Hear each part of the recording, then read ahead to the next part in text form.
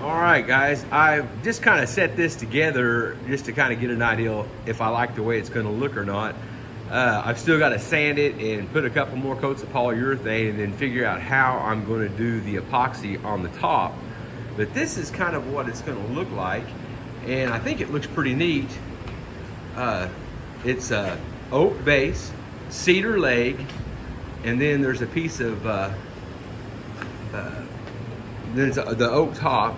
And this is what the inside of it's looking like. It looks brighter on this camera than it really is, but it's pretty slick when it starts changing colors like that, because all those colors are coming up that exposed wood on the inside.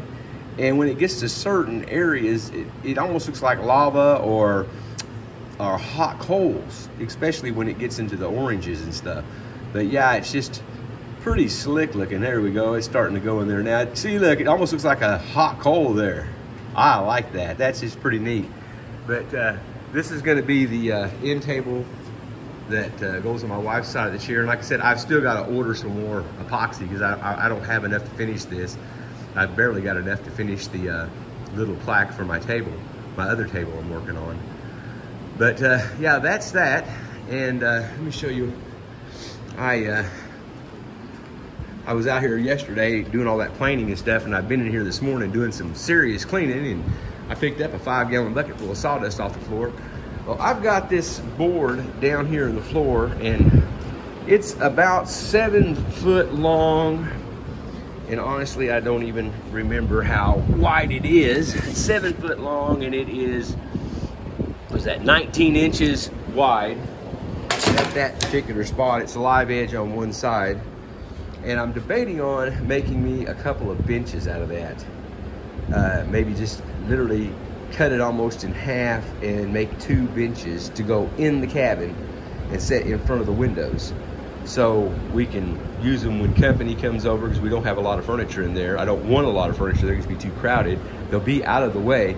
Or I was kind of debating on maybe making almost like a cedar chest, but out of oak, and maybe using this for the lid or something like that. I don't know. I'm just kind of thinking about what I want to do. But that's that. And now that the lights are on, I'll show you this from, this is just a piece of scrap cedar that I had. And this is the back of it. And I left that little limb sticking out there and sanded all that down real good. And that's a piece of solid oak down there on the bottom. And I used it to give me a little bit of mass for weight, so this thing is not tippy. It's just sitting there. I just literally got it sitting up there. But yeah, I just think that's pretty slick. And kind of what I was talking about is I'm thinking about pouring epoxy, taking this back apart and pouring epoxy about 1/4 of an inch thick inside, and then going around the perimeter of this thing with tape and maybe some caulking, I don't know. And then pouring about 1/4 of an inch on top to make the top for it, instead of using plexiglass like I did on my other table. But that's kind of what it's looking like right now. And I just thought I'd give y'all a quick shot of it. A little different. Like I said, just I like to do different things and try different things, and this would be a neat little end table. Well, y'all have a good day, and thanks for checking in.